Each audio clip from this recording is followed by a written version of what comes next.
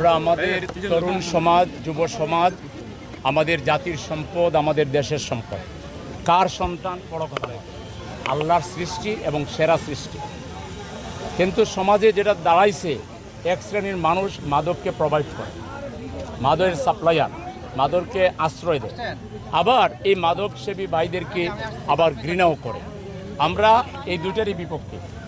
প্রথম হইল, মাদক কেউ যদি সেবন করে ফেলে, বন্ধুবান্ধবের পাল্লায় পড়ে, তাকে ঘৃণা করা যাবে না, মাদককে ঘৃণা করেন।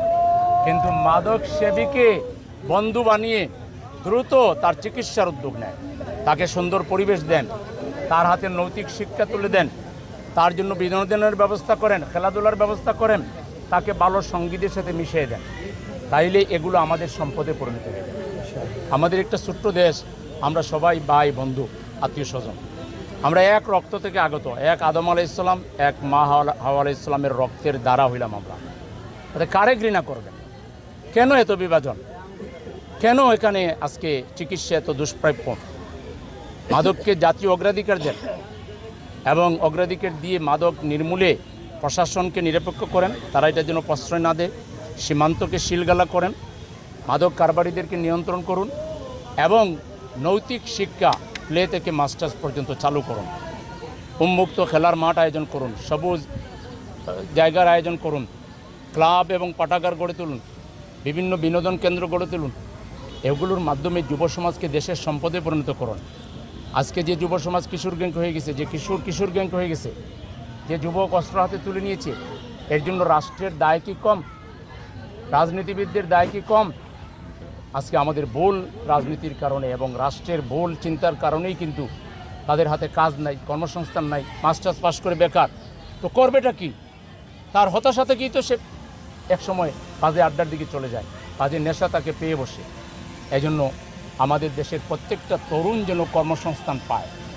আমরা এই ঢাকা সিটিতে প্ল্যান করছি, আমরা তরুণদেরকে প্রশিক্ষণ দিয়ে আমরা তাদের জন্য উন্মুক্ত আপনার আইটি হাব করে দিব। বড় বড় প্লেসে একেবারে সেন্ট্রাল এসির মধ্যে থেকে তারা সেখানে রিমোট জব যেগুলো আছে ওয়ার্ল্ডে, সেই জব করবে, দেশের জন্য কারেন্সি নিয়ে আসবে, ফরেন কারেন্সি নিয়ে আসবে, তারা গান গাবে, কবিতা তৈরি করবে, তারা আনন্দ করবে বৈধভাবে, সুন্দরভাবে। এই যুব সমাজের গায়ে পুলিশ হাত দিবে, একদিকে মাদকের প্রশ্রয় দিবে, আরেকদিকে আমার এই পরিবারের ভালো সন্তানটাকে লাঠির বাড়ি দিবে। এইটা এই ঢাকা শহরে আমরা মানব না। এই ঢাকা শহরের প্রত্যেকটা তরুণকে আমরা সুন্দরভাবে গড়ে তুলব ইনশাআল্লাহ। আপনারা সবাই ভালো থাকবেন। আজকে আমাদের সহযোগিতা করার জন্য আপনাদেরকে ধন্যবাদ জানিয়ে আমাদের এই 4 দিনব্যাপী কর্মসূচির আজকে প্রথম দিন, গতকালকে আমরা শুরু করছি, আজকে থেকে 4 দিন 30 তারিখ পর্যন্ত আমাদের কর্মসূচি চলবে। আমাদের এই কর্মসূচিতে আপনাদের সর্বাত্মক সহযোগিতা কামনা করে আপনাদেরকে ধন্যবাদ জানিয়ে আমরা একটা ঐক্যবদ্ধ সুন্দর সমাজ গড়তে চাই, যে সমাজে কোনো বিভেদ থাকবে না, যে সমাজে কোনো মারামারি থাকবে না, সন্ত্রাস থাকবে না।